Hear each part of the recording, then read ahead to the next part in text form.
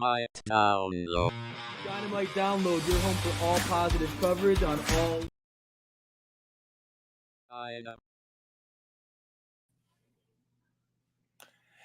Hey! There we are. Sorry, the other intro wasn't kicking in, but that one was awesome. Thank you so much, Mindrunner, for putting that countdown in. And it is true. It is showtime, baby. It is Dynamite Download episode 104. Don't adjust your screens because we will have our third member, Crayfish, joining us very shortly. But in typical heel fashion, you know, he's probably steaming his Burberry scarf. Is that what he's doing? Steaming it, or is he throwing it in the trash? I mean, I don't know. Ever since MJF went team babyface, Cray has not been the same. He's been a grumpy crayfish ever since. He is the grumpy crayfish. We're going to talk all the smack about him while he's not here, so we'll just keep the chirping going the whole time. But welcome everybody, man. How's it going, Mine? It's going great. Mixed feelings about last night's episode, but I'm really having an awesome time. I'm loving AEW. Thanks to you, just found out that Collision's coming to my neck of the woods in Norfolk. So what can be representing the DDL there. That's right. And I'm also coming to Charlotte, North Carolina, which is about 100 miles from me. So waiting to see what's going on after the new year for work purposes. But if I can make it, I'm going to make that drive. You know, it's a Saturday nights for fighting, baby. Yeah, and Saturday nights I've been meaning to go to a Collision that came to my hometown, but I had to go out of town for work, sadly. So hope to make like a little weekend out of it in Charlotte, because Charlotte's a pretty cool town. You never know. The Full Tilt Fab and I might do a little road trip and meet you down there. Hey, man, you'd be doing double collisions in a row. That'd be awesome. Yeah, I have some friends of mine. Don't tempt me with a good time. And I mean, a lot could happen to them. Maybe we'll see if we can get some help with some tickies or something from some friends, you know. But my buddies were talking about a hockey tournament that is coming up after the new year in Virginia. So I'll keep you posted in that if we're going to get a little tournament. But you said mixed feelings about this, you know, looking at this card on paper right here, you know, what was a hit? What was it? Let's say, I mean, miss politely to you that, you know, right off the bat. Just really quickly, there were, I always try to lower my expectations with Dynamite because I think I spoil myself because every Dynamite is enjoyable. And don't get me wrong, like me saying that it was a mixed bag last night is like saying, you know, this supermodel isn't as good looking as the last one. It's still, I mean, AEW Dynamite always delivers entertainment. Right. I felt there were some moments that I kind of didn't quite follow, didn't understand. I was disappointed. But the two matches that I felt were knocked out of the park like I knew they would was the Penta and Swerve match and the main event, Mark Briscoe, Sussex Chicken against Jay White. And pretty much, let's be honest, it was Mark Briscoe versus the entire Bullet Club Gold. I mean, as it has been with anybody who's been going against Bullet Club Gold lately, as a good heel group does. You know, I was really excited about this, you know, really like diverse feuded crowd, and I was hoping for more pay-per-view builds, and I feel like we did get that, especially with the promos that we saw. You know, the promos kind of stood out a lot, both the in-ring and out of the ring. So I think that was kind of a big home run that AEW had with the Golden Jets Young Bucks promo, the Wardlow promo, which we'll get in deeper as well. Even, you know, the back and forth OC Moxley promo that, you know, we saw. So like really, really good stuff in terms of the promo game from AEW this. And I think, and of course the Tony Storm Sheeta little segment that we had there. In-ring stuff, you know, Penta, as we were texting before, has always, you know, Lucha Brothers is my favorite tag team, and those guys, I'm just, for someone who loses so much in Penta, man, the guy puts on some banger matches time after time after time. And he's a great storyteller too. I mean, he's just like, he's a ring general, and he always has like my attention. You know, I'm not not that I'm bored with a lot of wrestlers, but for him, I'm just always watching his mannerisms, whether he's on offense or selling or on defense or just, you know, strutting around the ring. So I really like that. And Swerve just Swerve in my heart. Wait, I think, don't we got it? Is it too early for losing monetary? Or should we hit it? You get hit it for 10 or under. All right, here we go.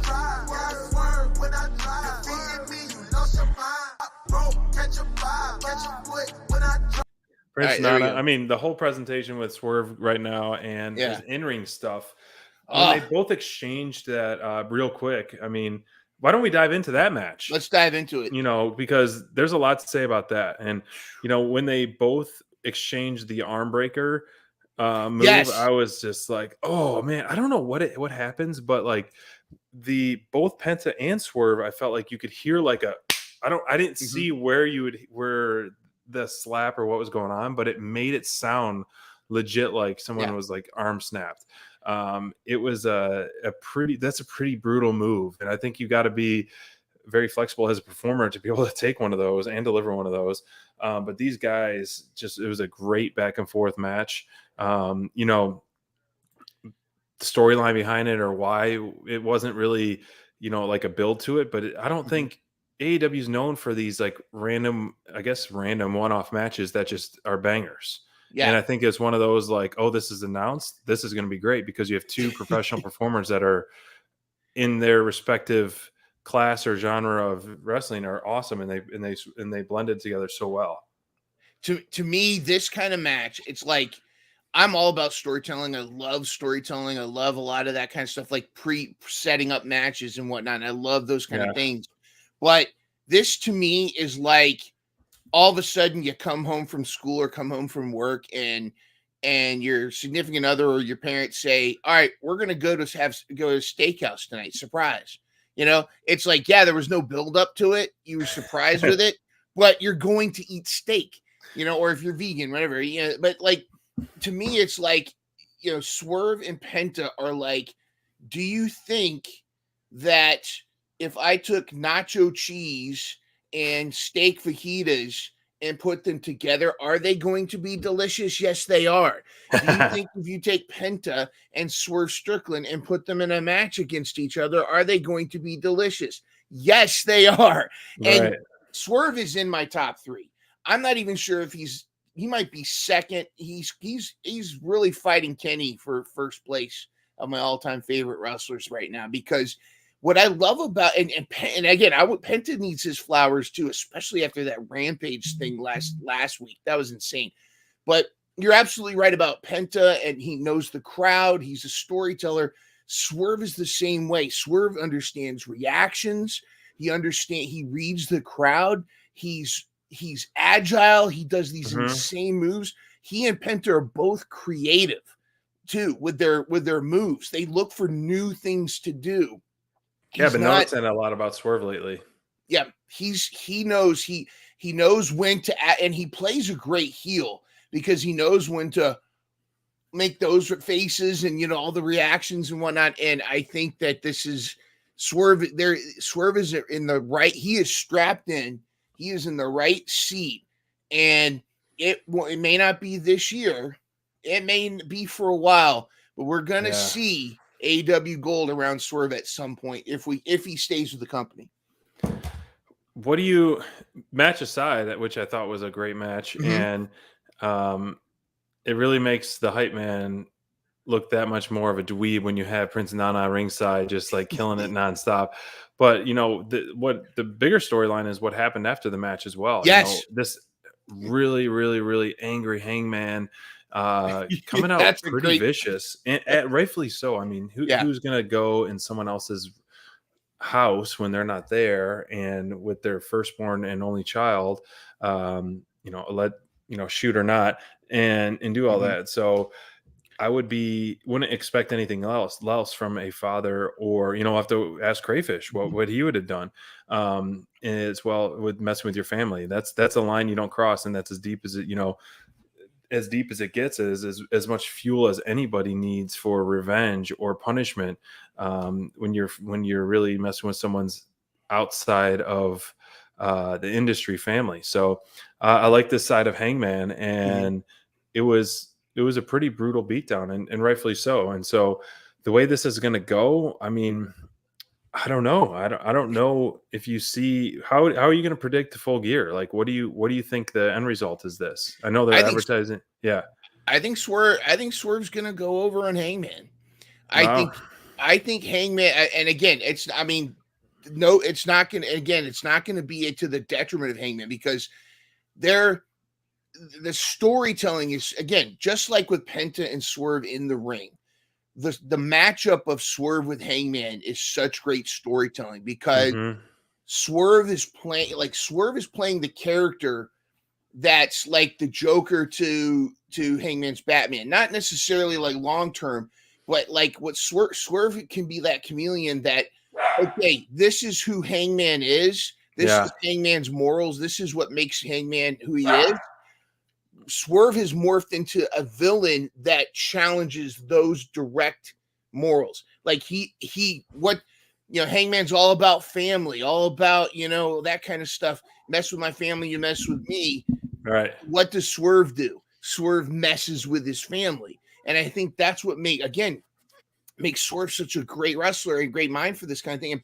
And this is such a perfect feud, and it doesn't have to end at Full Gear. And this should be something that continues on. I'm hoping that this is going to be something that eventually evolves. We're going to get Swerve versus Kenny, and that in itself is going to be out of this world. But just having that chemistry between the two of them with this storyline, I think is perfect. Yeah, it works. It does work really well, and I'm curious if AEW is going to go the route of the best of three because they're really advertising the match 2 of this plus the Orange Cassidy Moxley one. I mean, they have the meat on the bones for both of those, just because anyone wants to see. Okay, it's easy advertising. It's the grudge match. They've each had one win, and who's going to win eventually prevail, kind of like Young Bucks and FTR did. God, can you imagine Swerve versus Hangman in a steel cage? And that's one of those things. Like, the grudge match almost needs to have some kind of parlay to it, or some kind of other thing where it's like, this is it, like the Blood and Guts had, and so it's like you go back and forth. I'm like, this is where the feud ends, the BCC versus the Elite, which was an awesome feud, and it was a great ending and a great way to end because you had literally, it was just a wild match and a truly once a year match on that part. Yes. I think there's so, like you said, there's so much meat on the bones. I don't think it's going to end at Full Gear. I do think Swerve's going to be the one victorious. He's going to get the arm raised. I don't think it's going to be shenanigans. I think, of course, Nana's he's going to swerve when he drives, and there's going to, and we may even see Brian Cage and the, Gates of Agony show up, but I think it's going to be a clean pin on Hangman, but I don't think it's going to be the end. And I think what's going to happen is Hangman's gonna want blood, and he's gonna want, and I hope maybe it'll be a Texas death match, just shades of what he did with Murder Hawk Lance Archer, something like that. So I'm hoping that something like that happens. But yeah, so I don't know why I'm drawing a blank, but Swerve beat him already at the Wrestle Dream, correct? I think Wrestle Dream. I think it was Wrestle Dream. I don't know why I'm drawing a blank, or should have known all this. But so Swerve taking 2 in a row and then Hangman chasing the third. I mean, you have so much motivation from Hangman right now. You have this father who was messing with his family. So it would be great as the babyface want him to win, so you can keep that meat on the bones for a possible third of like, I beat you, but I'm not done with you. I want to finish you. Yeah. Then you go into a steel cage or a Texas death match or something like that, where I think that would be a good storytelling in that sense. Yeah, that's true. I won this battle, but I want to win the whole war, and I want to take you and you out of the out of the picture, period. For good, essentially. Yeah, if he's already beaten him at Wrestle Dream, yeah, a second beating, but that's happened before too. Yeah, right. The Hangman was looking for that. He doesn't want to go out like that, and I don't know. There's so many ways you can go, and I mean with the way the storylines have been going lately, you probably could fit just about anything at this point. Well, kind of to piggyback on that, I want to talk about some of his fellow Elite members. This promo backstage kind of caught me by surprise in a good way. Yes. The Golden Jets forming officially, and then the Young Bucks, which we saw a little teaser for last week, of kind of being pissed off at these two teaming, and Kenny's kind of caught in the middle. And so I was kind of surprised with Kenny's comments at the end of the back and forth between the Young Bucks and Chris Jericho. And then the little snarky remark by Jericho, I have my own dressing room. I loved it. So I don't know what's going on with the Young Bucks. Obviously they're leaning to going towards team heel. But what do you think's like driving them to be this angry group other than the elite kind of not being there for them at the moment?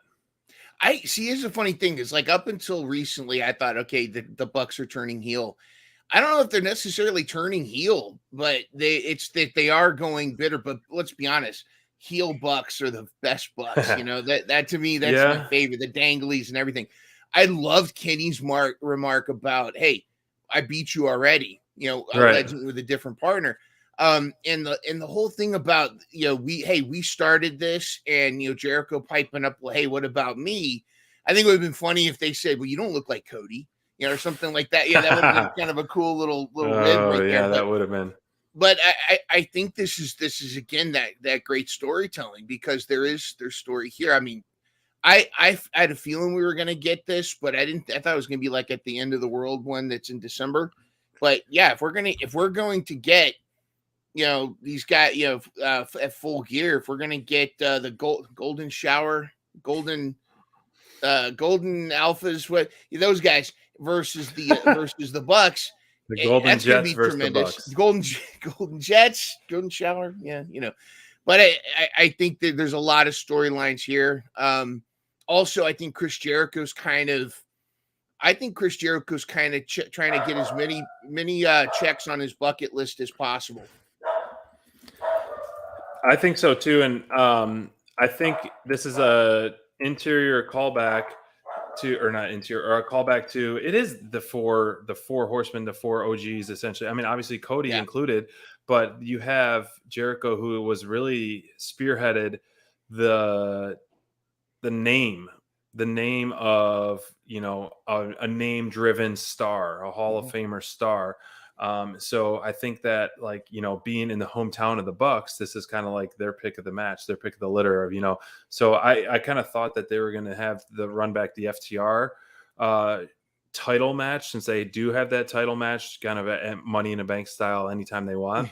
But also what FTR has been doing on Collision and all that has been great. So it's fine keeping them apart, but I would have been happy for that kind of callback. But to have him wrestle, or the Young Bucks wrestle, essentially their best friend Kenny and Chris Jericho, and it's just like full circle for them, in my opinion, being in their hometown, being able to have that, to share the ring with them.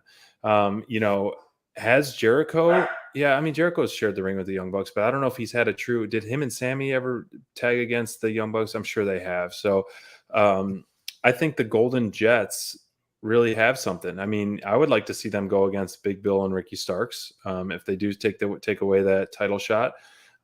There's no point of really splitting them up, and I was kind of surprised, like, of this match, which caught me off guard in a good way, but because like I said before, I don't think the Don Callis family shenanigans is over. Maybe you have this match and the Golden Jets win, and Don Callis family comes out, and Young Bucks essentially help Jericho and Omega out, and they become one big happy elite family. That would be because would be brutal. Essentially, Jericho and Omega, well, kind of are using their subs. Paul White and Ibushi. Yes. Well, Ibushi could be more of a mainstay in AEW if you wanted to. Yeah. But this would make more sense if you want to have a more in-depth feud, because the Young Bucks have ties to Don Callis a lot as well. So I think so. I would love to see that happen. I would love to see the Golden Jets win, Don Callis family come out. They're getting beat up. They're getting outnumbered. And then all of a sudden the Young Bucks decide to help them out, and then gives the people what they want. Exactly. I think there's a lot of meat on the bones with the whole Callis family. I'm almost as excited for that as I am excited for Silver Bells 3 for Mission Pro Wrestling, December 9th. Make sure you check it out on Title Match Network. A little shout out to Brian in the chat, by the way. As Brian Missions, by the way, according to Danhausen. That's Brian Missions. But I really like it. But I know that one thing that really that I am just so proud of. I'm so proud that MJF has finally joined Team Babyface, and there's nobody else is upset about this at all. Wait a minute! By God, it's crayfish! It's crayfish! Running to the ring like a scalded dog. Cray 316. By God! Oh my gosh, it's him! It's him! It's crayfish! Oh you guys are talking MJF, man. I gotta come in with the big thumbs down. I'm hating on my guy in MJF, but I love it. SPD, you and I have gone back and forth a lot on it. I know you're super geeked, but I'll take it. If I get Wardlow heel, and you guys can keep that little pipsqueak all you want. Oh man, yeah, you do have Wardlow though. I mean, and this whole thing with Wardlow is compelling. But I mean, so what do you?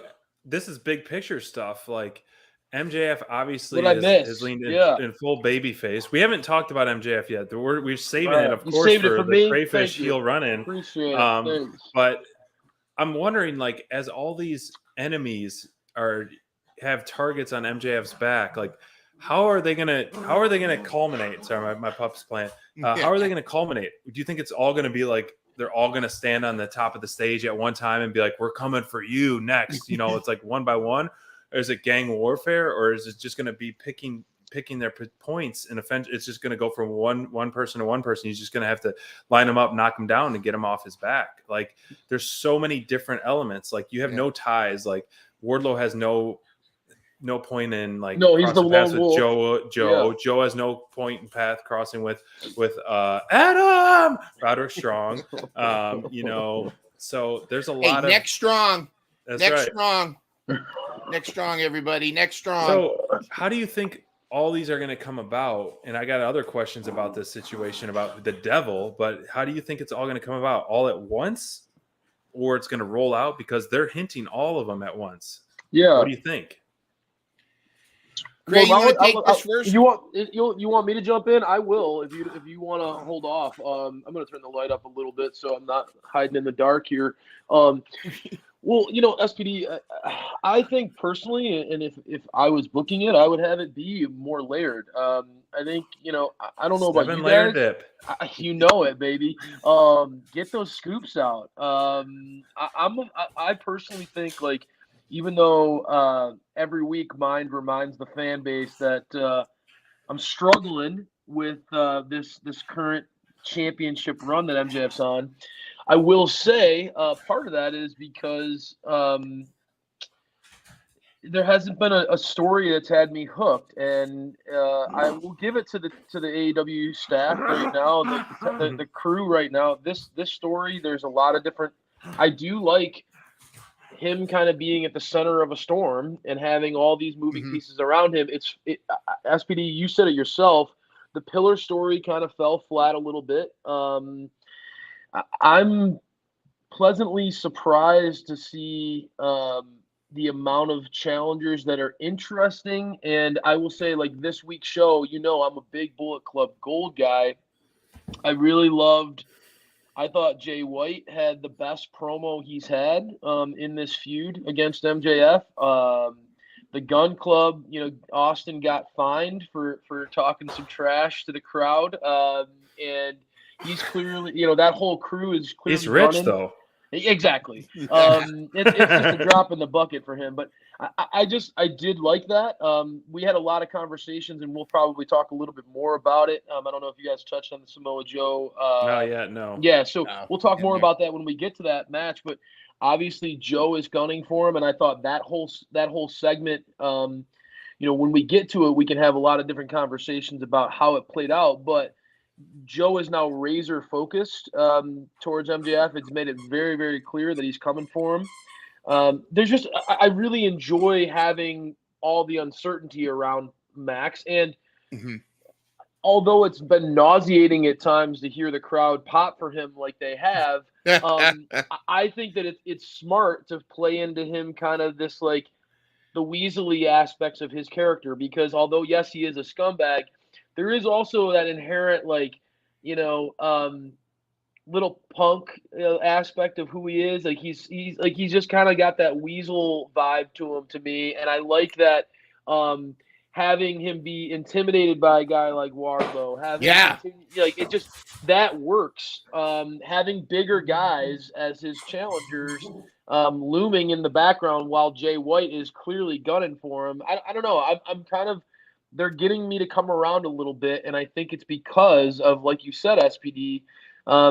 There are so many options that are exciting, and so I want them to allow and unpredictable options. Yeah, exactly. You never know. Exactly. Wardlow has made it clear it's gonna be when we least expect it. Joe hasn't really told us like when he's coming for Max, just that he is coming for him. Very great point, and I want that to kind of linger. I like Max having to always watch his back and worry. That's fun. Yeah, I mean, I'm into it. What do you think, Mind? I agree. I mean, I've already come around, but I'm glad you are too. I feel the exact same way, and I love the unpredictability. I mean, of course you heels do. We knew that MJF was going to come out victorious over Danny Garcia, but what happened in that match? What happened in that match was Danny Garcia evolving back into pro wrestler Danny Garcia, and MJF saw it. And again, I know you hate to hear this as team heel, but this is establishing MJF as the man. This is this match was another one of those locker room leader roles for MJF. You saw those photos too they all took. That was one of my biggest criticisms of his title reign, really, was like, what is this title reign doing? I mean, if he's going to be the guy and they're clearly hitching their wagon to him, what is this title reign doing for other people? Because quite honestly, MJF is that type of character that like he gets over at the expense of others. And that was one of my biggest critiques. Not in this match. And I agree with you. I think this was a good step in the right direction, Mind. And I think I think that's what's going on with a lot of these now. And we're moving past you have Phil Brooks. We're moving past the age of Phil Brooks. Doing? I know. You can hear that? He's got his lion. Is he got the lion? He's got it. But I think he's moving. I think that's what a lot of these storylines are helping, because it's MJF's fear of Wardlow is making Wardlow that monster we've always wanted him to be. MJF is afraid to team. Get that off the screen. MJF is afraid. People keep thinking this is going to happen. Sorry. I would love it. No, I actually like Scoot's theory. I have a it's a 1 in a million chance that it's correct, but I want to touch on that when we get to the double talk. But I like how MJF is afraid to team with Samoa Joe for the ROH titles because he's afraid of Samoa Joe. And again, I think it's enhancing Samoa Joe. Now, we're going to talk about his match, I hope, a little bit. But I think that all of these are – and then Jay White. I mean, he's facing Jay White at Full Gear. Does Jay White win? I mean, I don't know. With all these stories going on, I mean, there's so many directions it can go. I think it's brilliant. And I think what's like the photo that we saw of the young – AEW like youth that's in the locker room. I think that's what MJF is doing. He's elevating a lot of these young guys, and he's our scumbag, and I think that what's great about it is there is a story there too. Why has MJF been such a scumbag for so long? It's because he's never had friends. Well, now Adam Cole is this friend. Well, if something happens where he finds out Adam Cole is not the friend he thought he was, maybe we're going to get heel MJF again. I don't know, but I really like what's going on with him. There's a lot of story. How it's going to play, I don't know, but I'm along for the ride. When you said heel MJF, when he is a heel, I think he is an A+ heel, in my opinion. Babyface, I'm still coming around to it, but you said that before. Solid B. He's a solid I think babyface, he's but A-. I mean, that's a good transition tier. question you mentioned, mine, like about Adam Cole, and so who is the devil, and who do you think the devil is? Now I'm coming along thinking it is Adam Cole. I really think it is Adam Cole, but I have to go back and look at the beat down from Jay White by the mercenaries of the devil. Mm-hmm. And then I kind of rewatched it multiple times from last night on the Acclaim. The 4 guys, they all looked like white guys based on their masks. One guy was actually pretty big built. The one that actually threw Bowens through the glass. And so I'm like wondering who that is. Like, it's a big build. I mean, it could be kind of almost like Wardlow style build. And I don't think it's Wardlow at all, my opinion, but in any ties to this, I don't think he's any, but it almost seemed like that big. So I haven't examined the body size structure. So I don't know if that's even going to play in effect. I mean, it's definitely a good if that's point. going to be the same ones, or if they're just extras, or just kind of filling in for the storyline. And the bigger story is the devil. But when the devil is revealed, there's no way he's going to be alone. It's going to be a faction. It's going to be for sure. Yeah. Why have all these goons attacking? Right. I mean, it would make sense. Yeah. And if you're going to go against MJF, I mean, I think that it makes a lot of sense to have backup. I mean, the guy has proven over the course of his career that MJF's always willing to take any shortcut necessary. So it would be great to have somebody kind of use Max's own, his own, give him a taste of his own medicine, kind of use his own philosophy that has gotten him to the top by always using other people and kind of using, that type of scenario. I think that would be really, really well told story. Really, it gets me thinking about who these people could be, and that is interesting. I think that the whole devil thing has definitely been some of the more interesting stuff. I think that they're doing a nice job of interweaving the kind of the blur, like the snips of the devil coming on screen. Yeah. I actually really enjoyed kind of the beatdown that we've seen, the Acclaimed, and now with MJF himself. I mean, it's going in the right direction. There's a lot of intrigue, and it's very rare in wrestling these days where you don't know. You know what I mean? Like, it just like in this day and age where everybody's breaking stories and stuff like that, I don't think anybody really knows who it is. I think there's a lot of cool speculation. But there's nobody who's like, oh yeah, it's this guy. It's not, I don't know. I find that to be very unique in today's modern wrestling. Craig, do you think that when they originally started this devil thing with MJF, not MJF as the devil, but the devil harassing, do you think that the person they had in mind originally is the same person that it's going to be, or do you think they had to shift gears when Adam Cole got hurt, or what? Do you think they've changed their plans, or do you think they still haven't quite decided? It's hard to get into the mind of the creative team. This would be certainly a great way of having. There's a it case was me, for that. Austin. It was me all along. Yeah. So it would certainly be a great way of having Adam Cole off screen. Still if he is the devil, it certainly would be a cool way of telling a really unique story, like you talked about Mind. Kind of like that, like MJF. How did the devil appear? Trusting. How did the devil appear this time? On the screen, right? So he's been bedridden after surgery. Right. On the screen. That's a very good point, Mind. And this would buy Adam Cole some time to recover from surgery. And, we know that Adam has had, some cool skits here and there along the way with Roddy and the boys. But I don't know. I mean, before SPD's mind went here with actually showing the body types of these guys. And that's a really good rewatch visual. It later. You'll see.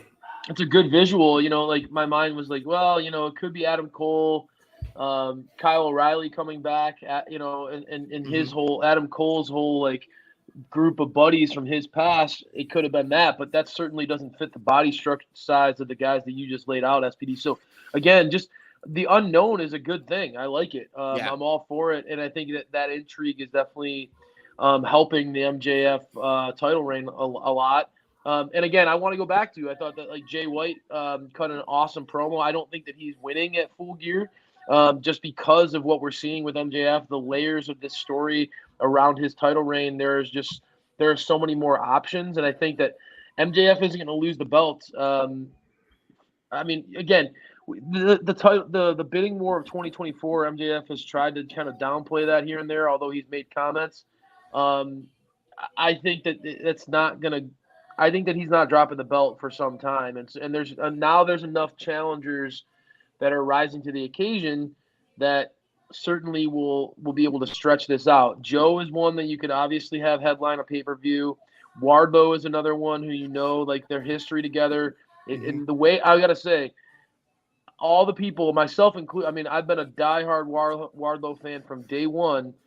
There were moments when I was really worried about, could they rehab Wardlow? Could they make him feel like a big deal again after the stop-start? Mind you, you've talked about it at length.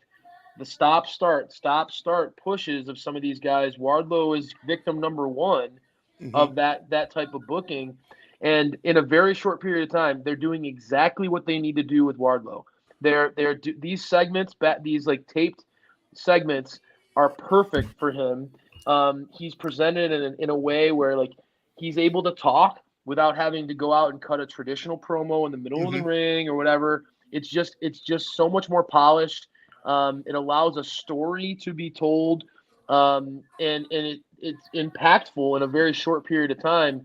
I love it. I think that they've quickly put Wardlow back on the map as a guy who, like, okay, right away I can see him going toe to toe with Max again. His story is already written. Their history is one that is memorable for any diehard AEW fan. It's compelling. Joe, again, when we go back to Joe, like him pushing Max the way he did. The only way Max beating him was by using a chain, and you know, like, so you think about some of that stuff. Mind, you said it very, very well. These challengers being bigger, being stronger, being guys who have already had a track record of striking fear into Max makes it that much more fun. So I think that the Bang Bang Gang kind of has their little spotlight right now. It's cool to see Jay White now kind of presented as an equal, and I do hope that one day that those guys have an opportunity to ride at the top. But I don't see MJF getting knocked off that for any time soon. Not with this many enemies he's made. No. Because there's so much more story to tell that we want to hear. We want to see MJF either prevail or not prevail against some of these people. You made great points on the Wardlow, and you know, before we shift gears away from like a lot of the MJF stuff, I know it wouldn't necessarily be ideal for mainstream, but it would be really awesome if the devil was Pac. Oh, dude, I would be all for that. I mean, yeah, I would be all for that. Don't get me wrong. God. No, Could you imagine? It's not. I'll tell you why it's not. Because if it was Pac, he'd only wear the mask in his undies. Because Pac only wears his gear. He doesn't wear any other clothes. You're right about that. Well, maybe this is the cameras. Maybe the mask just goes down. It's like a mask shirt. I mean, clearly, I mean, I would love that, and you know, that is a guy who I think like he's missed. He's missed on the but I don't know. I mean, here's the truth of the matter. I think that like Pac would be a more compelling challenger for a guy like Jay White as champion than a guy like MJF, and the reason why is like, as much as I love Pac, his intensity, and like his promo style, just I don't know if I could see that jiving with a guy like MJF. I have to have a very unique skill set to work with Max, and I mean, even I just don't see that. I mean, even though I would love it, nothing more than to see Pac thrust back into a main event scene. I think that if Pac comes back, it'll be maybe with a focus on Kenny or the BCC. I'm coming for you, wee bear Betty. Yes. I think it's obvious who the devil is, though. I mean, if you've been paying attention to the dirt sheets, it's pretty obvious that the devil, and with all the shenanigans going on backstage, it's Mustafa Ali. And it's retribution. There you Of go. course Mike. it is. And God. here's the swerve is Mustafa Ali is only a pawn. The true leader of retribution in AEW is, of course, Marco Stunt. That's the mastermind behind it all. I can He's see the it. mastermind. He is the devil. I hope You so. know, the whole I thing. hope so. Seriously, I want you guys to what text about me after you rewatch that Yeah, video no, of SPD, the you got me glass throwing and the thinking very claim and differently. analyze the body types and look just how short let me know. the devil is compared to everybody else. It's Marco Stunt. Of course it is. The Now, devil does look camera angles can definitely play with the mind for sure. I'll tell you who it's not. I guarantee it is not Jack Marco Perry. Stunt. Here's why. He threw him through fake glass, not real glass. He threw Anthony Bowens through gimmicked glass. Not we know that Jack would never do that. You would never. Jack would only throw him through real glass. Crimea River. That's what I say. Mine. That's one of the reasons I love you, buddy. That is so funny. So true. Yeah, absolutely right. You nailed it. Jack is a man of principle. He would never do that. Something like that. Yeah. Speaking of men of principles, I have to ask. I mean, can we all just focus in on a guy who I think is kind of bubbling beneath the surface, but has broken kind of every principle when it comes to honor? Have we talked about Swerve yet on this show? We Did did. you guys get into Swerve? But we can talk about Swerve all night long. All right. Please. No, I'm not going to revisit it. I just want to say, I mean, like, if you got something to say, honestly, you must do your dance first. Wait, yeah. Before we talk about Swerve, we've got to.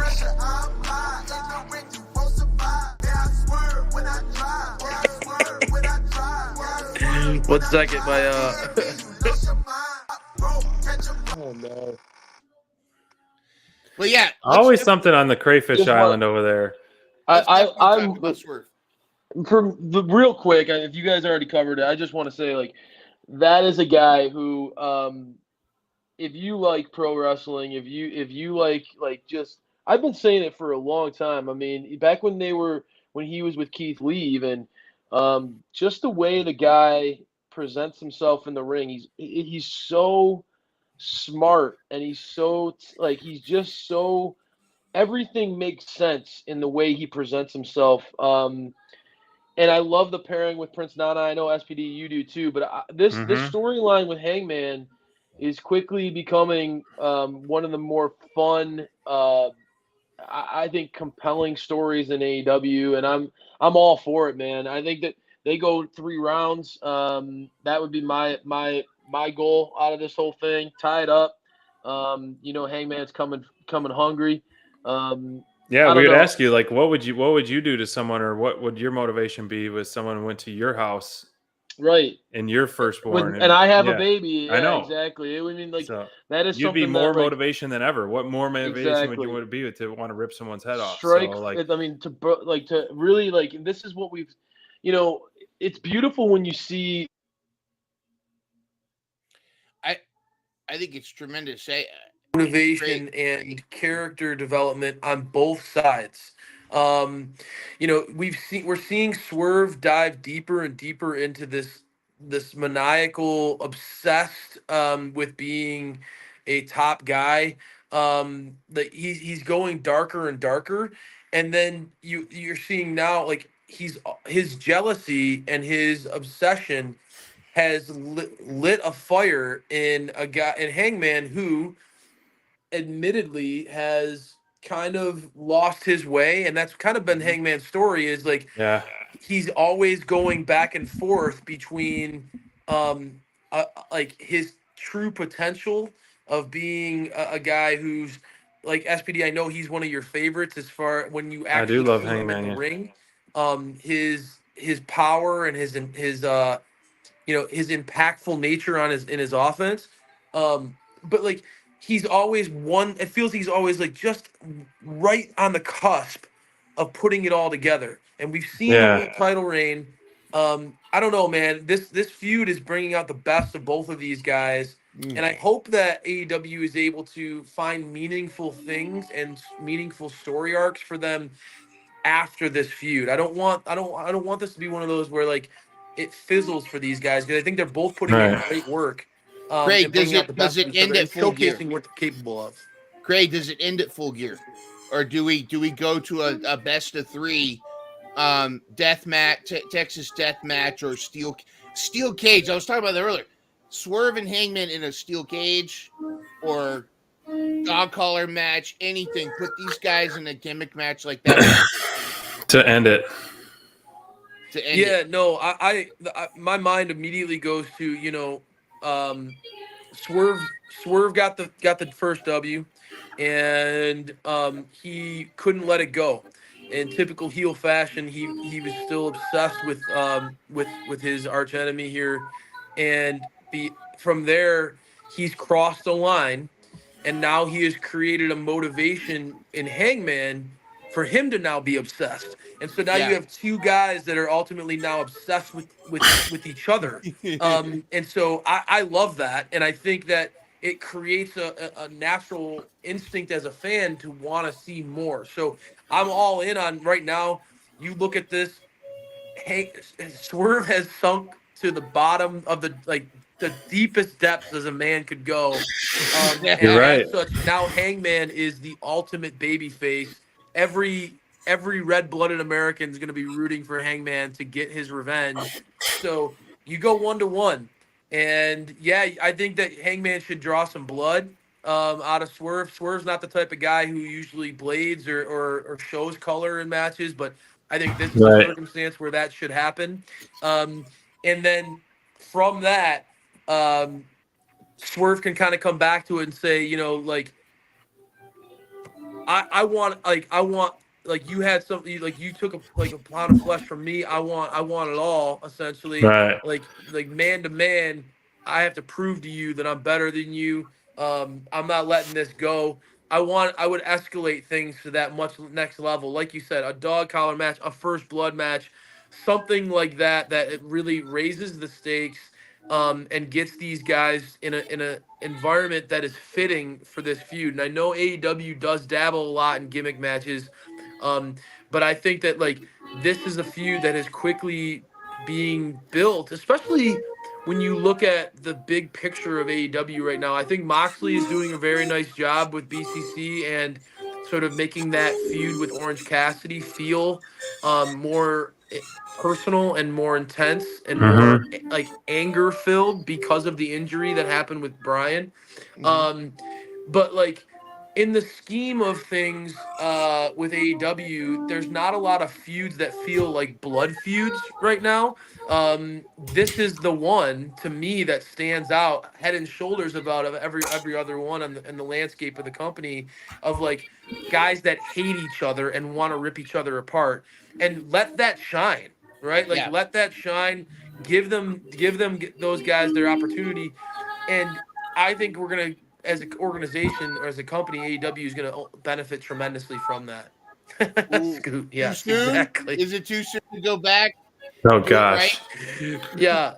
I think that they need to let that go. Let that live forever in infamy and fight forever, the video game, and never revisit it again on television. But now, okay, thank you guys for allowing me, because we did talk, it felt like forever about MJF, which is, I know he is the most searched man in pro wrestling. Just ask him. But to me, he's there are moments when I'm just hate watching. I'm so disgusted with his character at this point that I'm not. You guys made me talk about MJF for over half an hour here. Thank you for divulging me and allowing me to dabble on the best heel in the game right now with Swerve. I appreciate you guys not saying too little too late, Crayfish. Oh, there he is. I love seeing the whole crowd do it too. The whole crowd is into it. I'm here for Nana. So, man. So, all right. Well, yeah, guys. Before we talk about our next segment, I know you're having get into that. technical difficulties. So are you not going to be able to do your theme song? No, right? my computer is now finally working, so I'm gonna jump on there on the computer real quick, and I'll put it on my phone. But we do need to talk about more of the show. Obviously, well, let's talk I don't know if you about guys one wanna do more an thing, and let's intermission get with into the some theme fun song of the game. Let's get the theme song turmoil going as soon as you get up. But let's talk about Mind Runner. What do you want to talk about? The women's segment, or you want to talk about the Meat Man segment?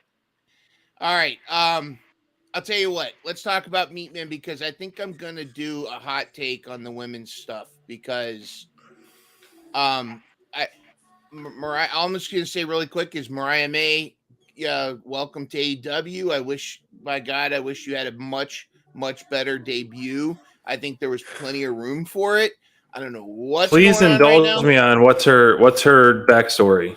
Please He's also comment on RJ being so focused on in AEW right now. My God, he's Yeah. awful for the product. Oh my God, I love terrible. RJ City's Hey AEW show. I love I think it's that funny. I think show. that show's funny too. Keep it on that. Here's my please. thing though: is it doesn't translate well to what they're using him for on the show, and I certainly don't like their this Kathy Lee and Regis thing they do during the pre. Oh gosh, that's a good point. You say awful? Kathy Lee and That Regis. is insufferable.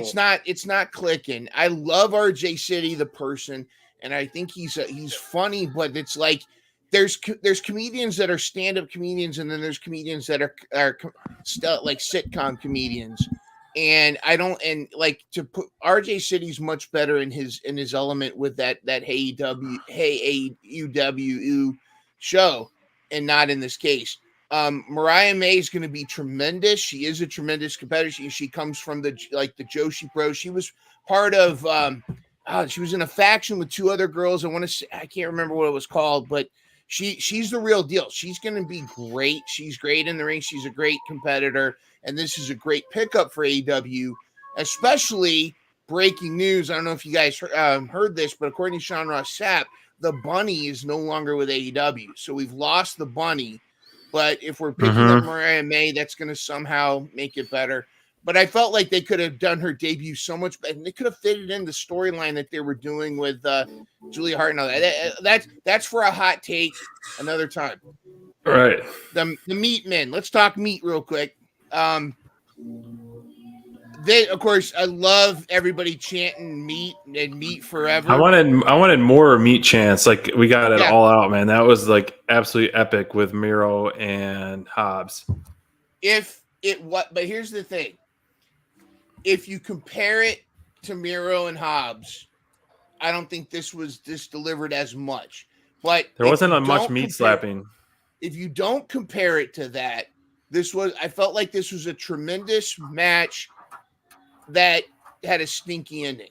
And that's all. That's just what I'm saying. I felt like if you were going, I think it devalues the ROH TV title for him to just take a dump on it.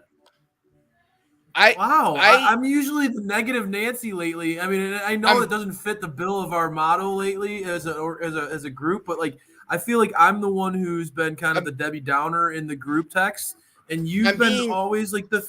Go ahead. Yeah, I'm just surprised. I'm going to take the Stuart Smalley constructive criticism approach here because doggone it, AEW, we like you. We love you, AEW. We love you, Samoa Joe. We love you, Keith Lee.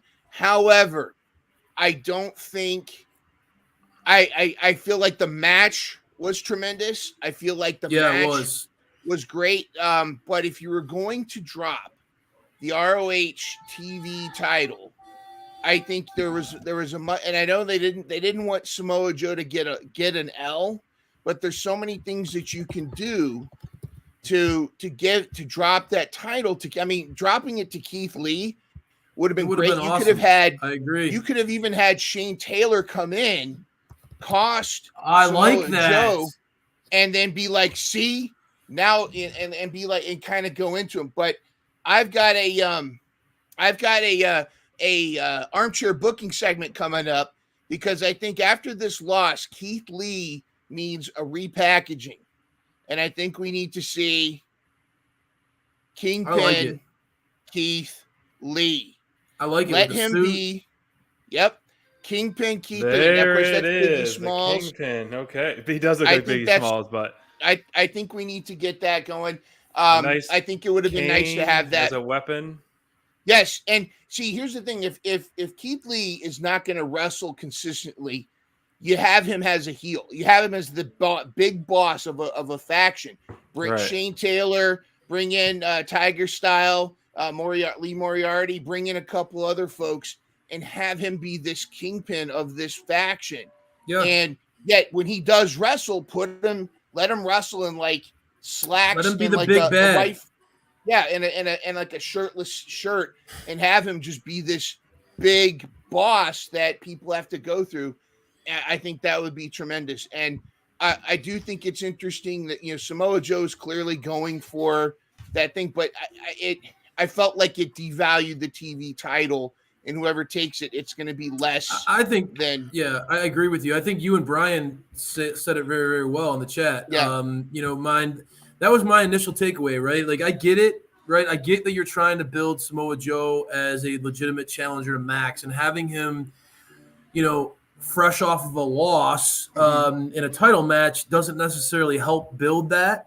But in my opinion, Keith Lee is the perfect type of challenger that doesn't really hurt in that scenario, and it could have been a great opportunity to push him into another level. Keith Lee has been a guy who, being transparent, mind, you're right. It feels like he's kind of been stagnant, been in kind of just floating, being like as a character without much motivation or direction since he and Strickland's feud. And that's been a little bit of a time now, right? And it's so much so that Swerve has completely changed his character. Yeah. So I think that Keith does need a repackaging. It would certainly be interesting to see him presented as a heel. But for me, like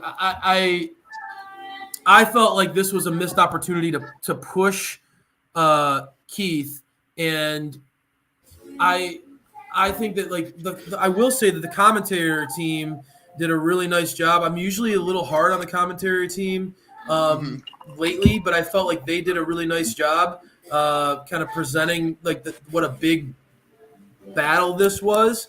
I just feel like Samoa Joe is such a protected talent that it's not really important to, in my opinion anyway, to protect him, so to speak, and to have him just drop the belt and be done with it. It hurts Keith Lee a lot.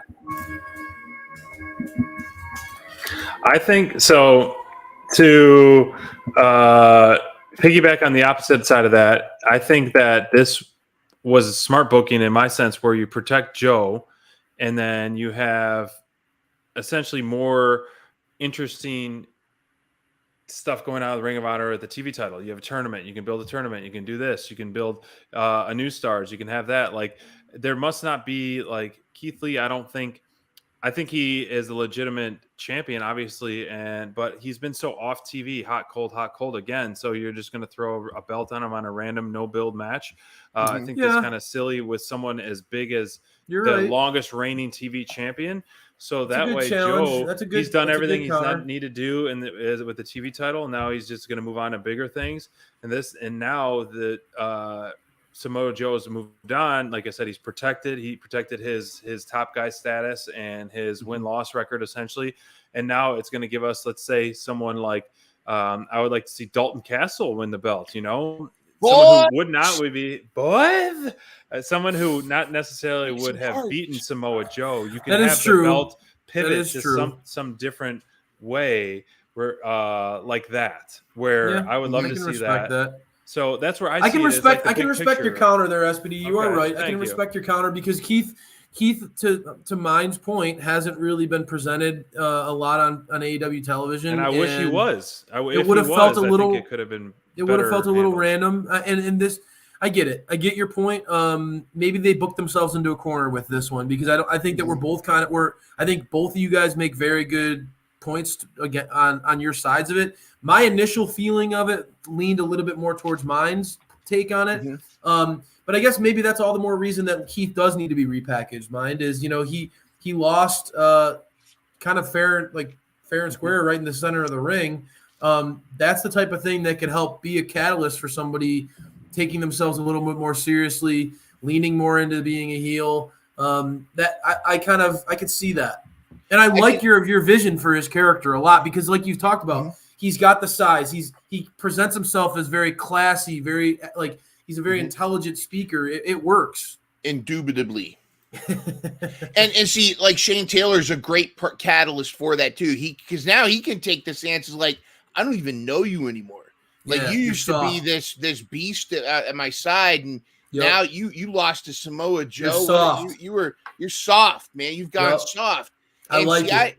I suspect, I mean, it's none of our business, but I know how AEW is very protective of health issues, like they were with Brody Lee, and I suspect that there's stuff we don't know about with Keith Lee because he did have some stuff in WWE, so he's probably not wrestling as much because of that. So what I'd like to see is now if he's going to, for health reasons, if he can't wrestle as much as he'd like to, having him as that heel manager is a great way. Let Shane Taylor and Lee Moriarty and everybody do his dirty work. So no, I like your idea with it. And again, the point with like you can already tell now people in the chat are excited about potential people who could win the title, and I think that SPD's point, there weren't a lot of believable people in the ROH scene who could beat Samoa Joe. So I like the fact that now that there's an empty title there, it allows Joe to be freed up, and it makes that title scene, more believable and who could be the next guy. A lot of good things that could come out of that situation, even though when it first happened, it didn't sit real well for me. The more we talk about it, guys, the more opportunities. It could be a good thing. It could be a good thing. It could be a good thing. Absolutely. One of my favorite things of the show before we jump into the game was, and I want to dive into it because SPD involves like basically your favorite guys in the whole company, Jericho and Kenny. I touched base on it a little bit. Oh man, never mind. No, please go ahead. Do it. I can't go back. That's what I get for being late. I will let it go. I just thought that whole segment was awesome. I really thought agree. It was an unexpected Kenny's segment that promo really was hit a great. home run. It really was a home run. It was nice to see the Bucks with a little bit of a heel vibe to them. All my favorites in one ring. I thought it worked out. I thought it was great. Kenny felt very natural in his promo, and sometimes that's not always his strength. But he felt supernatural in that. Jericho having a little bit of his ego. I liked that. I've got my own dressing room. Yeah, I liked that. I thought it went really, really well. I thought that whole segment was a home run, and I'm genuinely super interested in seeing where the Golden Jets go from here. And I think that match at Full Gear with making it a little spicier, making it a little more stakes on the line that Jericho put involved now. Not only do you have the friendship dynamic of Kenny and the Bucks at play, and Kenny kind of making it very clear that he's beaten them before, having a little bit of that pot shot, but now the number one contendership for the tag titles on the line. That's awesome. I think that really quickly got me hooked in a match that normally I might not have been. So I thought that segment was a home run. They crushed it. You're right, man. And we're excited about what can come from it. But I've heard that before. You have to rewind and hear what we had to say about that part. Man, that's what I get for being late. Thank you guys for not telling me to just shut up and move on. I appreciate it. No, it's good. We want to hear your stuff. I mean, hey, you're Cray 316. You know? Moving forward, I promise. Moving forward, I'll remember it's not 9:30 start time. All right, guys. Even Steven. 9 o'clock. 9 bells. 9 o'clock. Right. You guys ready for the theme song game? It's going to be a little different. Hold on. Give me 2 seconds for a refill. All right. But explain the rules. Explain the rules. And how many AEW, how many WWE?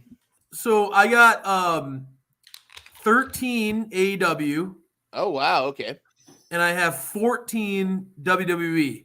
Nice. So there can't be a tie. Hopefully, let's hope that there's not a tie. But I think I tried to keep them relatively easy. I didn't want them to be too challenging. I wanted them to be like where it could be fun, but there will be some in here that stump you guys. and I'm looking I'm forward to nervous. some of your I'm reactions. nervous. I didn't normally, like I will say, if it was me and mine going head to head, I really enjoyed when we had when mine was pulling out some of the demolition and the honky tonk man. I liked that, but I know that SPD, your fandom doesn't wasn't go my that era, deep. yeah. That's not Yeah. your era. So I tried to keep it Thank very modern within the last 20 years or so. So Okay. you guys want to do AEW or WWE first? Real quick, it's 13 AEW and 12 WWE. 14 WWE. Okay. Let's do AEW. So All right, it's more AEW fresh. first. AEW first. All right, I'm gonna go with an easy one to start us off, and then Are we doing listen, then reveal our choice, then move on? All right, Yeah. let's listen to all the AEWs and then reveal AEWs, and then listen Yes. to all the WWEs and Okay. reveal the AEWs. Yes. So answers Yep. revealed at the end. Answers revealed at the end. All right, you guys ready? Ready? Yeah. All right, tell me if you can hear this.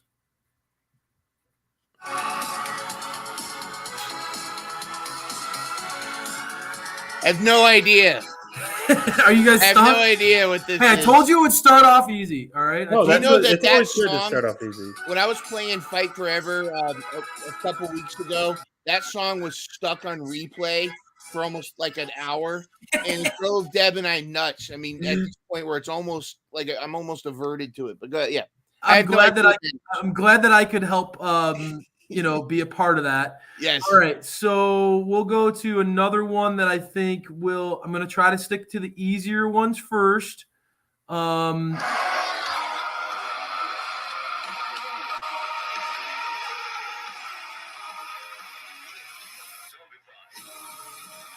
Oh, okay. I got it. Can you hear it? It's hard to hear, but they're.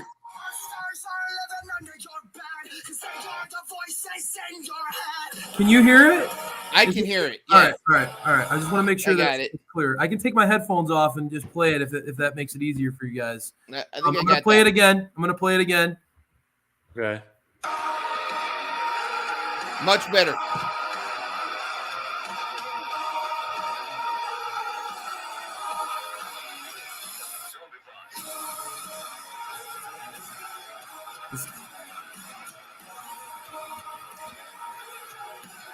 All right. You're only supposed to play like 5 right. seconds. Yeah. I'm not doing just 5 seconds. Some of these are tougher. So, all right. So that's All the right. second one. All right. All right. Next.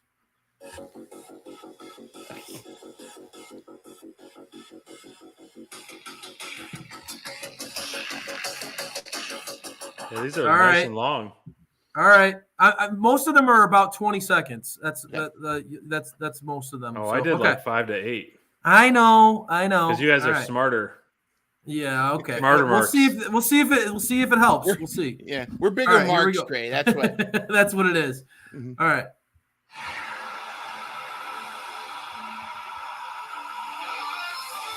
No.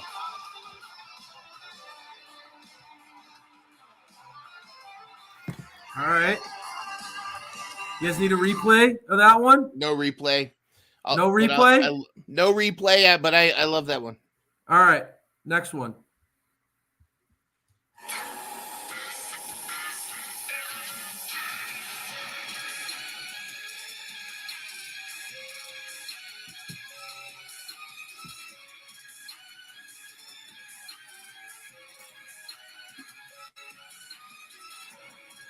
All right. Need a replay? Yeah. All right. I know, but I can't think of it.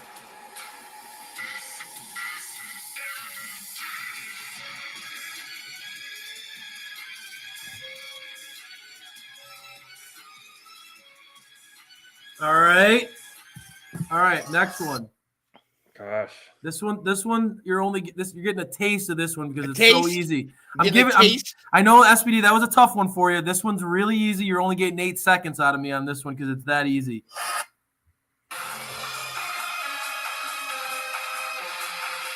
Dearly missed on AEW television. Yes. Yep. All right. There's a remix right. with that one I highly recommend from Ruckus. Now, This one's a little tougher, guys. Even I might get stumped on this one. We'll see. The next two are a little tough. All right, buckle in, boys. Buckled in.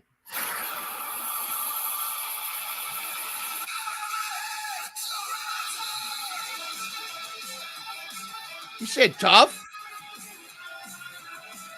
SPD's struggling a little bit. We'll see. Are you struggling, SPD? Pen hit the paper. Are you Pen already hit the struggling? paper. All right, one more time. Are you struggling with your wee paper? All right. That's the devil. Mine got that one real That's the well. devil. All right. One more. This one's Oh, really that would tough be too, guys. This one's be ready. All right. Oh, jeez.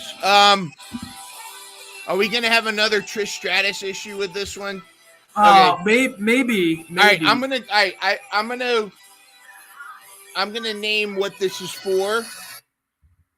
Can we call a Trish Stratus rule on this one though if it happens? Yeah, I will. You know what I I will mean? accept. I will accept either the. Okay, I will accept either the main. So, I will either accept the main person Or the organization. Or organization. Okay. I will I've got accept the main person I can go or the both ways. organization. All right. Got it. I have the important So letter. to avoid a Trish Stratus gate, I will accept the main person or the organization. Got it. Bonus for naming who sung it. No. All right. Although I know you could. I'm impressed. Yeah. All right, we're gonna let SPD listen a little bit.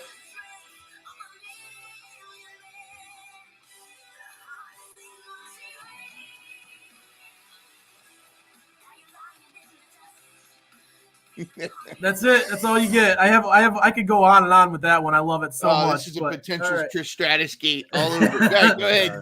All right, guys. There's 4 more, right? All right. Wait.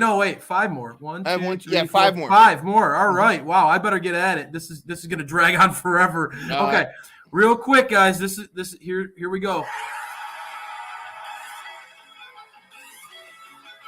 Oh yes.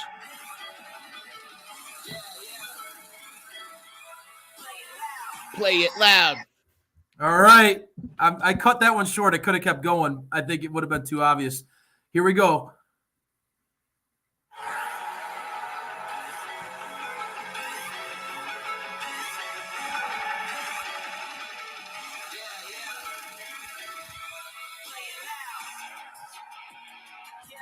All right. And you guys can hear it. Brian's saying it's a little hard to hear in the chat. So maybe I'll take my headphones off and I'll just play it so that you guys can hear it better. All right. Give me 1 second, guys. Okay. All right. Next one. Dude, I'm I drawing think this blanks. one's probably one of the harder ones. So I'll be impressed if you guys go get it.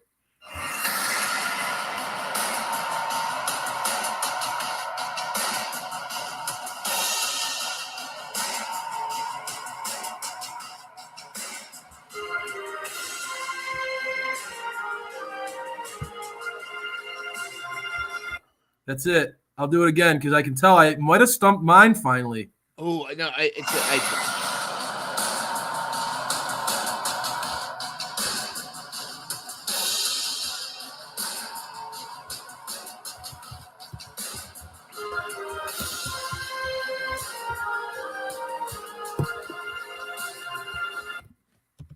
One more time if it helps. One more time, but I think I know.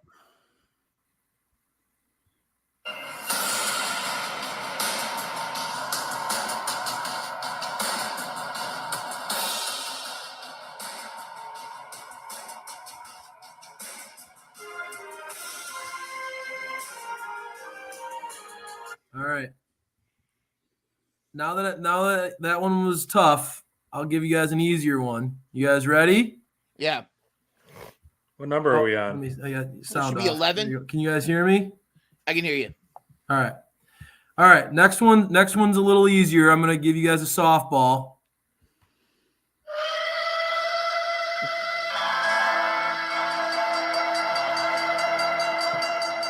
You know I had to include this one.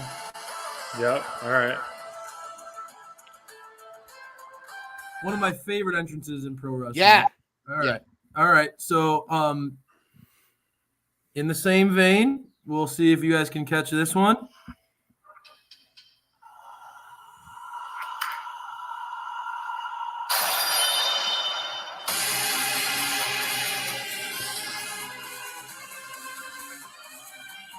All right.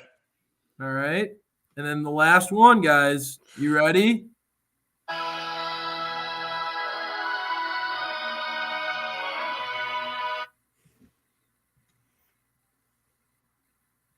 Okay, do it again.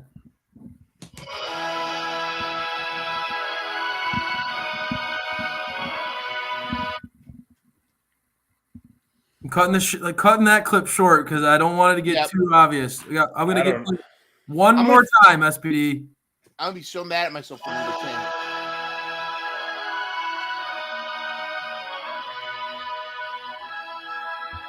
All right. Dude, I have doing horrible. Can I hear number 10 again? Can I hear number 10 one more time? Which one? Number 10. All right. If not, it's fine. I just want to hear that one more time.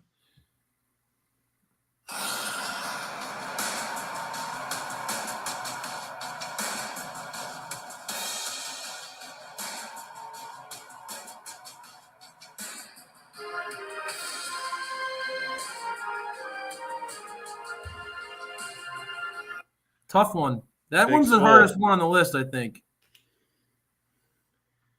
All right. All right. You guys ready? That's probably the one I get. I'm going to be so mad at myself when I find out who it is. It's a tough. That one's a tough one. I'm glad I finally stumped you, Mike, because I think like you were right on most of them. So I've heard that one before though. Like I've heard that song before, and I'm like I'm. Yup. Yeah. I know. Oh, okay. All right. You ready? Mm-hmm. All right. Number 1. FTR. FTR, yes. You guys get a show. All right. I'm just making sure. All right. We got a show. All right. Yes. All right. Yeah. Okay. Number 2. Saraya. SPD. I said Dustin Rhodes. I had no idea. It's Saraya. That's correct. Saraya. Yep. You want to hear it? Number 5. Yeah. Okay, yeah. So when you get to this part, you'll know it's really her. What does Dustin Rhodes sound like? It used to sound like Green Day, The Last Ride. Yeah.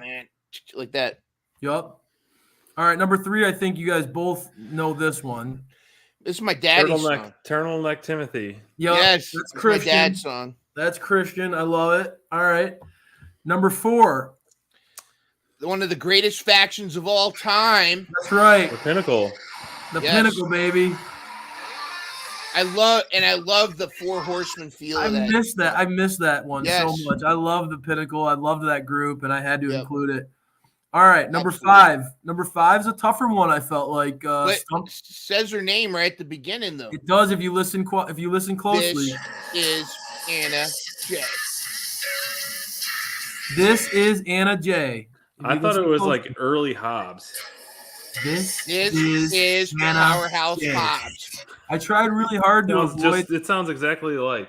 I tried very hard to avoid ones that said their names up front, and shockingly, a lot of AEW ones do have that. The more I listen to them, so that was one. The next one is probably the easiest one out of all of them. I think all of us should get it, other than Scoot, which I'm very disappointed. Scoot. Oh my goodness, Hater hits hard. Hater hits hard. Have you guys heard the Ruckus? Hater's gonna hate. Have you heard the Hater Hits Hard mix where he mixes all the other themes with Jamie Hater's theme? I need to hear that. I'll send it to you guys later. I'll send it to you guys afterwards. But it's so good. I love it. I can't wait to hear that. Okay, next one. You guys know the next one? Pac. I know exactly who it is. Yes.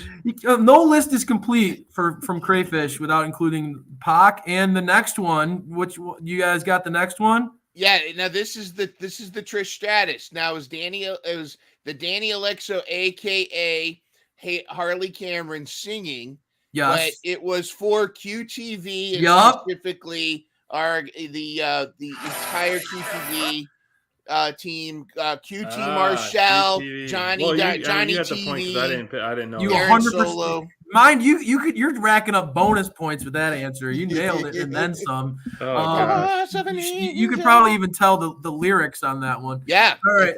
The next one is relatively easy, SPD. I expect that you got this one. New father. Cassie Lee just had his kid. Perfect 10? Yes. Play it loud. Why would I would not know this one. He hasn't had that much of a singles run for me to know his theme song. This is a chairman. I feel like that's a banger. I feel like that's a banger. I had a blank. I had a blank line there. All right, the next one. Mind. I want to know what was your next one? I was bouncing between Brock Anderson and a few others. I said Dean Malenko. I know it's wrong. I wouldn't go that hard on you guys. I tried to keep all these pretty big names. I said Serpentico. I didn't go with Brock Anderson or Luther or Serpentico, anybody like that. Can I try one more guess? Is it? You said it's not anybody super deep. It's not some random. Yeah, I didn't try. I tried to keep them all very big names for the most part. All right, who is it? You're gonna be shocked. No, I'm gonna be embarrassed. Go ahead. This is Andrade.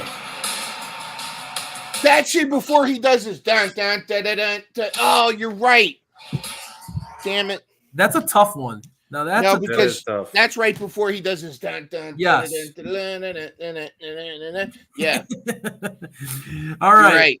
The rest of these rounding out the AEW should be relatively easy. SPD, yeah. I'm gonna let you get one of the ones that you had right. Go ahead. Next one. The Ass Boys. That's right. And the one after it? Switchblade. Yeah. Mm-hmm. And to round it out, the very last song, guys. Tony? Me? Yes. All right. Timeless. All right. Timeless, Tony. How many did you get wrong? 5. Which ones did you get wrong? I got the Saraya, Anna J, Perfect 10. I don't know. I had a blank for Perfect 10. Oh, Andrade. And then who was after Pac? QTV. QTV, yeah. So those are the ones I got wrong. All right. And mine? All I got was Andrade wrong. Nice. All right. WWE, I feel like this one might level the playing field a little bit. I picked again. I tried really hard to pick ones that I thought. As long as it's Stone Cold for 14 songs, I'm good. Right. Well, we'll start it out really easy. All right. Everybody in the chat, play along. WWE, there are 14 in the WWE list. All right. All right. We're going to start it off nice and easy, fellas. All right. Nice and easy with one of my favorites of all time. Here we go.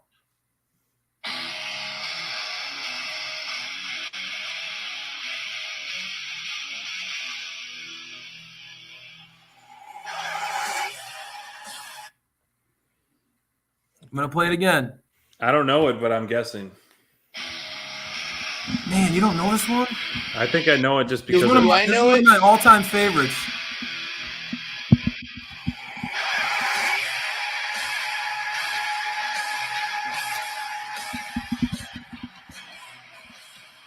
All right, I'm going to let it play for another second.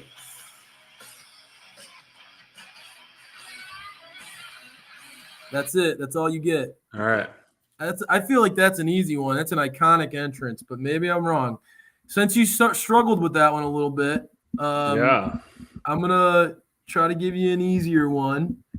I should probably. All right. So the next one I will do. Don't let us mess up your order, dude. Whatever you want, man. All right. I'm just going to keep it in order. I'm just going to keep it in the order that I was going to go in then. We can take it. All right. So this one's going to be tough then. Be ready. Yep. This one's one of the cooler theme songs in modern WWE history, but it's a tough one. So here we go.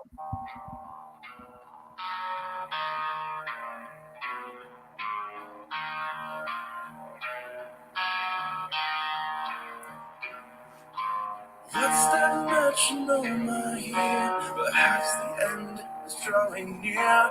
You never hear the shot that takes you down. Out of time, so say goodbye. a cool song, but I don't know.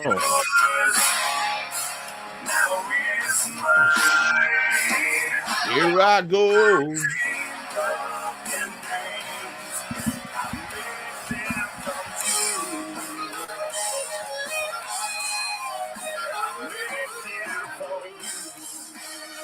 All right.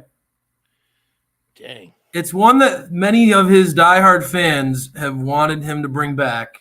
Okay, I think I might have gotten it, but okay.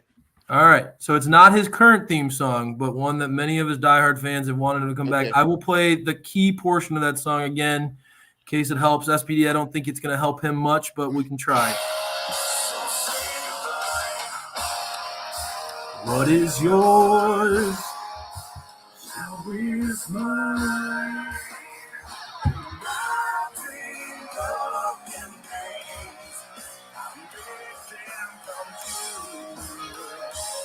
Was his character different with this song than his current gimmick?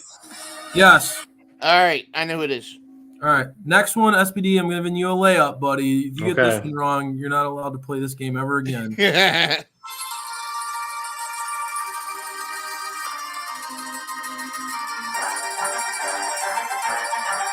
You don't know this?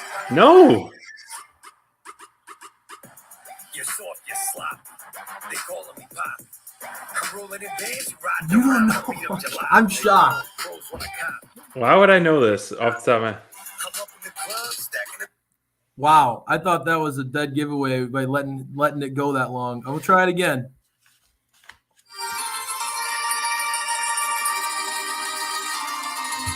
You probably forget when I've stopped watching. You know this guy and you like him. You're soft, you're slop. Okay. I'm rolling in bands, Yeah. How you doing? I don't know if I remember hearing this, but I do like him, yes. Okay. Mind, you ready? Yeah. All right, here we go. Now is this go ahead. No, go ahead. I was gonna ask, this is post Attitude Era though, right? This is some of them are, some of them aren't. Okay. Some of them are, some of them aren't. Like this next one, this is Attitude Era.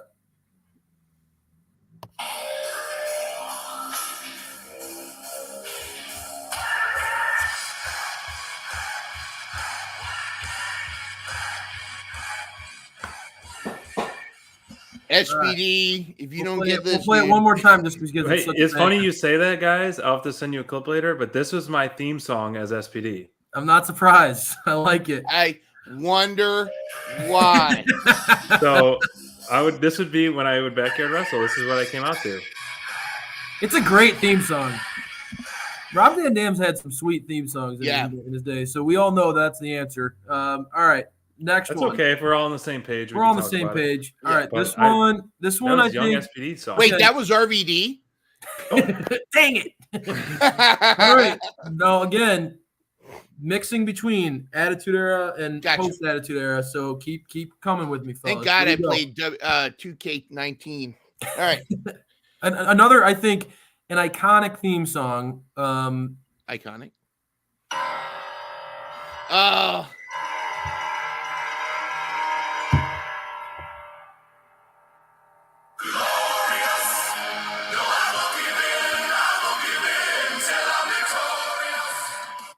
All right. Am I doing it right? You're doing perfect. Yeah. All right. Next one.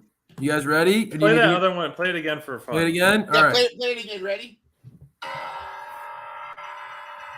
Watch mine's reenactment. It might help.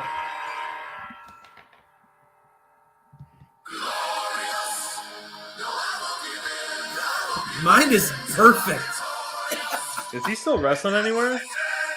NXT, right? Or is he free? Is he? Maybe he's the devil. AEW. Maybe he's the devil. He'd be great. That'd be awesome. I'm all for that. I mean, was it almost said Zig Ziglar. Dolph Ziggler. Yeah, Zig Ziglar's the devil. All right. Next one, fellas.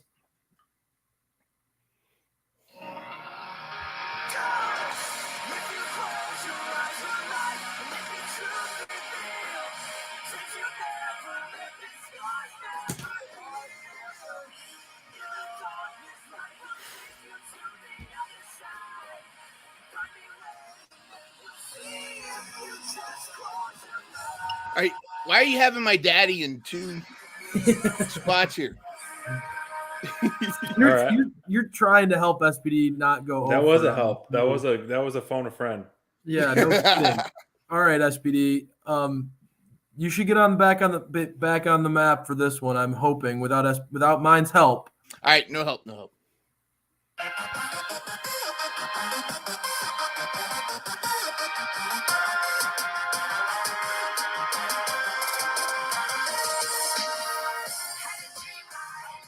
Yeah.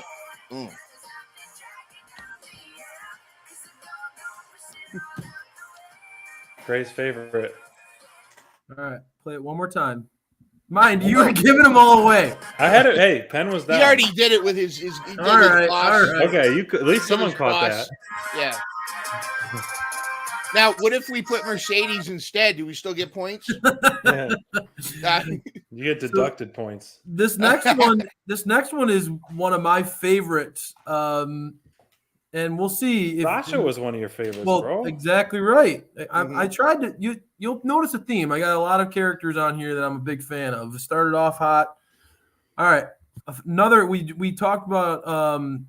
This is a character who is also currently in AEW, so that helps. Is a Thank you for the hint. Need help. Here we go.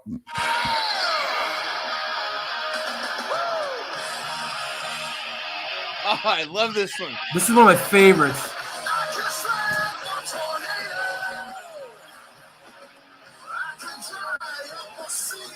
This is my favorite version. Did Monster Magnet sing this?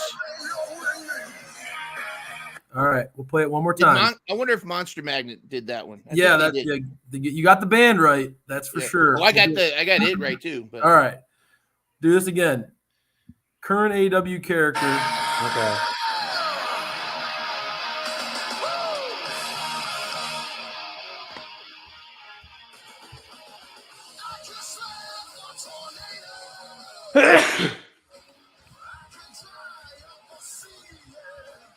Just a cool song in general. I love it.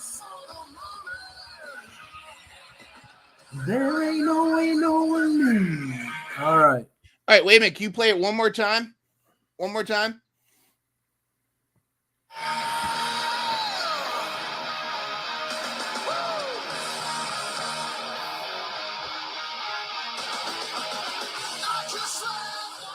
I just had to drop a mind fact in there. Mind fact. I like it. You're trying. All right. This is a tougher one, I think, because well, we'll see. Maybe I'm overblowing it. We'll see.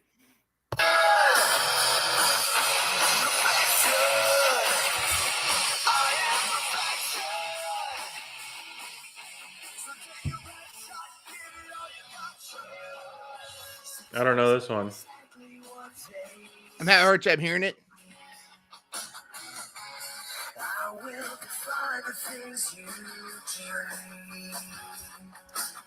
All right, we'll play it again.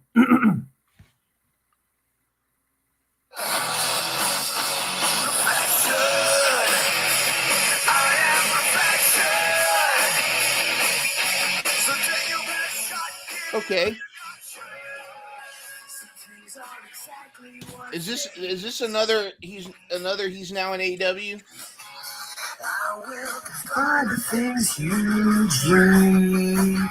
All right, going old school here with maybe not his most famous theme song, but perhaps my favorite.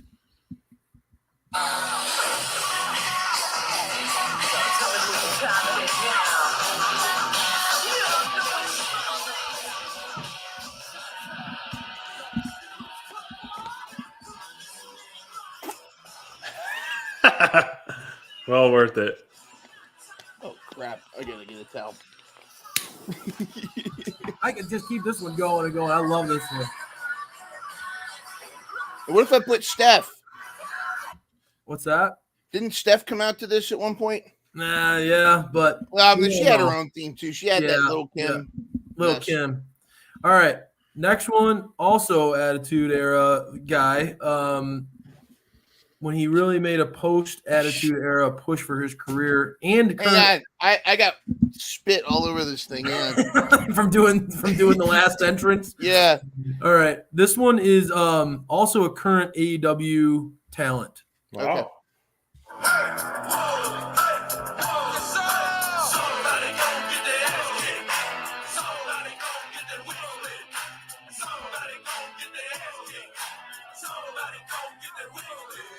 I don't know. I'm just shooting a guess there.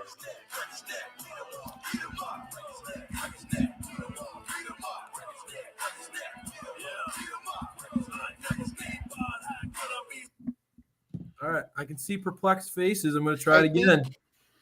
I have a name Is written, this but an I don't active know. It's a wrestler in guess. AEW? I will say he's an AEW talent. That's all I'm going to tell you. All right. Okay.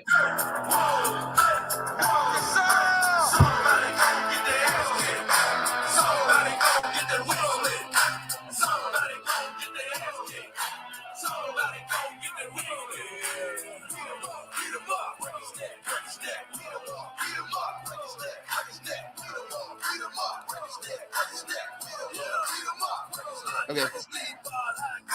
All right. All right. You guys ready? Yeah. I'm ready. All right. Number 12, right? 1, 2, you hear the clock ticking, tick tock. You about to stop living, tick tock. I want you to remember me, tick tock. But the day don't have no memory. Nobody can stop me, nobody can hold me, nobody control me. I'm here to do my thing, I'm here to bring the pain. I'm never ever gonna change like Tropicana. We got the juice. All for the least, let the dog loose.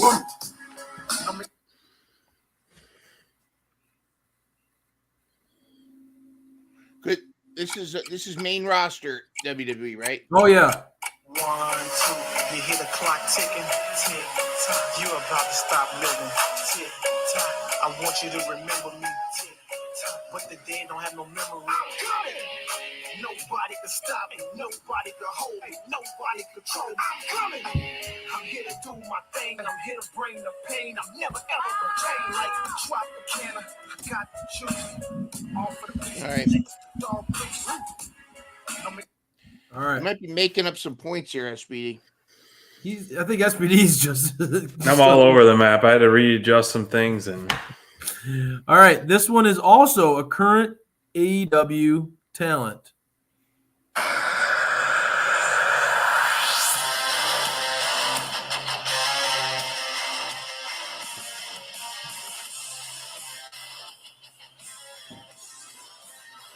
But we have to say the person's WWE name, right? What's that? yes. Now, what if I said her faction? Because there were two others in that there was a faction. Wait a minute, never mind. I'm wrong. Play that again, please.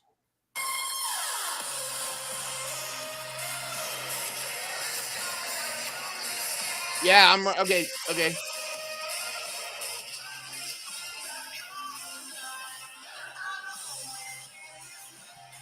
All right. All right. We're gonna try it. We're gonna go back again.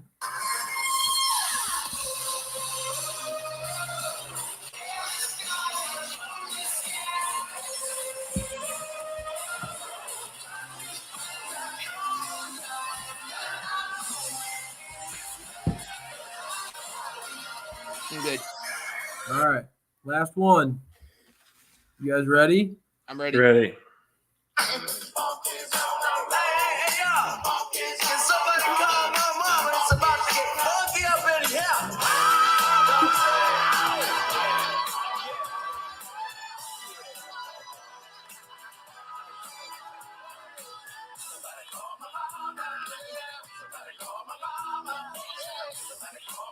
I don't know, but it's fun.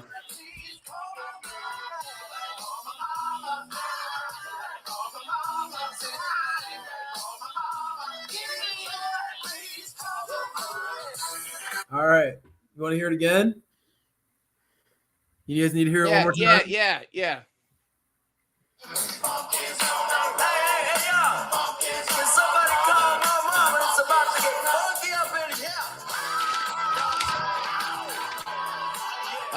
Oh, it's that. Okay.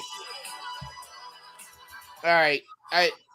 I'm keeping what I said. I'm not changing my answer. I saw the chat. Okay. Pen's been down. I'm wrong, but go ahead. All right. Yeah, All right. I got that one wrong. All right. Number 1.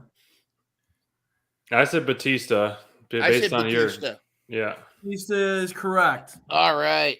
Number 2. For some reason, at tougher first one. I said Rollins, but then I went to Drew. I crossed it out. I Okay. said Baron Corbin.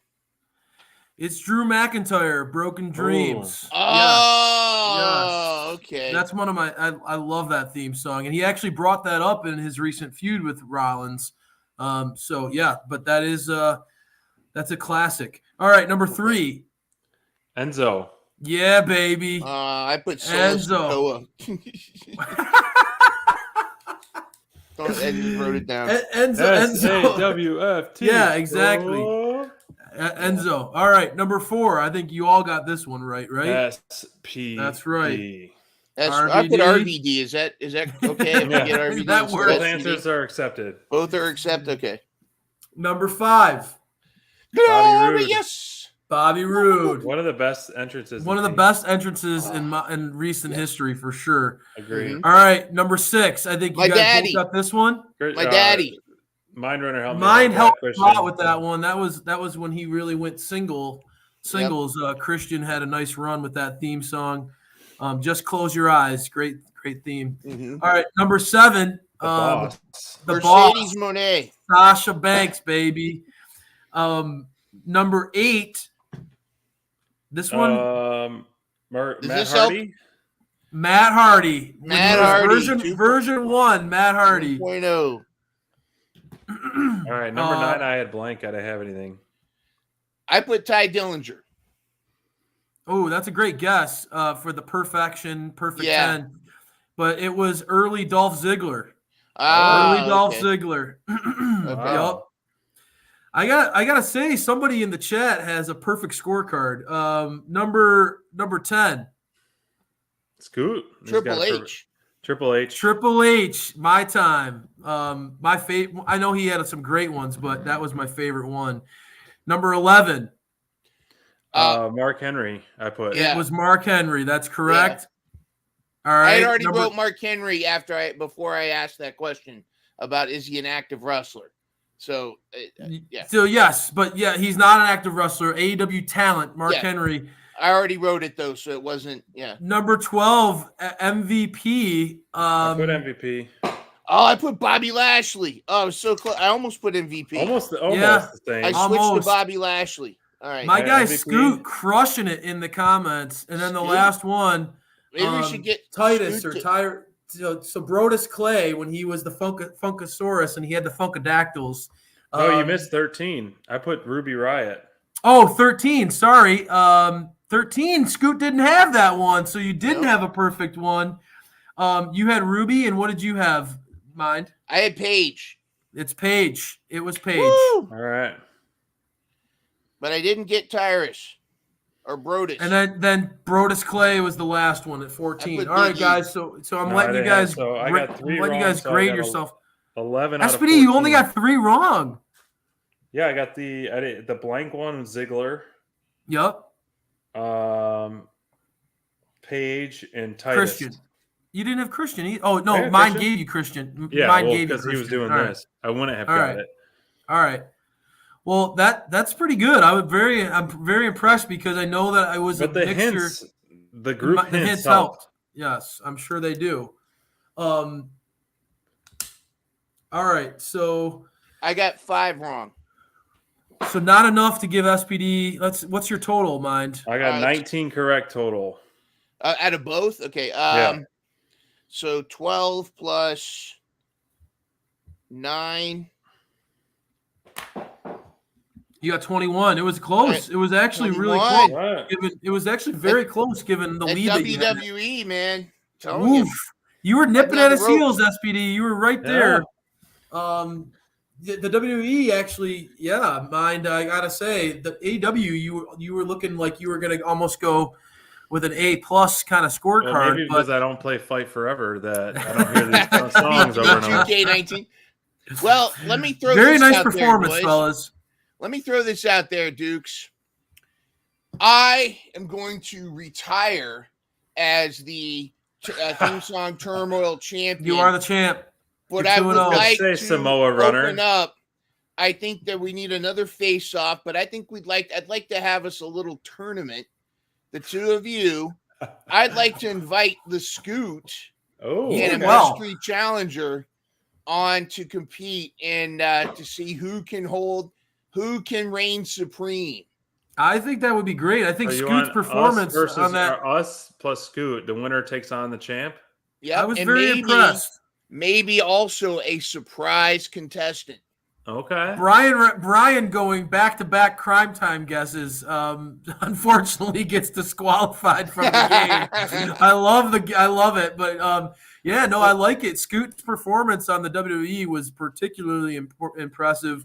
I'd be all for it. It'd be great. Let's do it. Mind you, definitely I got to give you props, man. You know them both. That was pretty nice. I can't say. We can invite the Raz also too. I guess we can put the Raz in there. Raz is always in the gang, man. I love it. That was a lot of fun. The belt's on the line. I love it. That looks nice. No, this was a really great idea by you, Mind. It's a lot of fun. I actually really enjoyed looking them up. Would it be unfair if Ruckus competed against us? No, man. Of course, yeah. Just he can't do AEW. That would be so funny if he got any AEW wrong. I think just to protect him. Yeah, exactly. All right. Well, all right, fellas. I got to wrap this baby up. It's 11 o'clock. Getting up early tomorrow morning. Thanks for hanging out with us in the chat. A lot of fun as always, fellas. We'll see you guys next week at 9 o'clock Eastern time. Next week's going to be on the dot.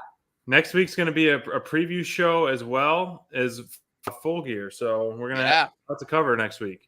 All right. Awesome. I love it, man. Thanks for joining, everyone. Great job, guys. All right. We'll see you guys later.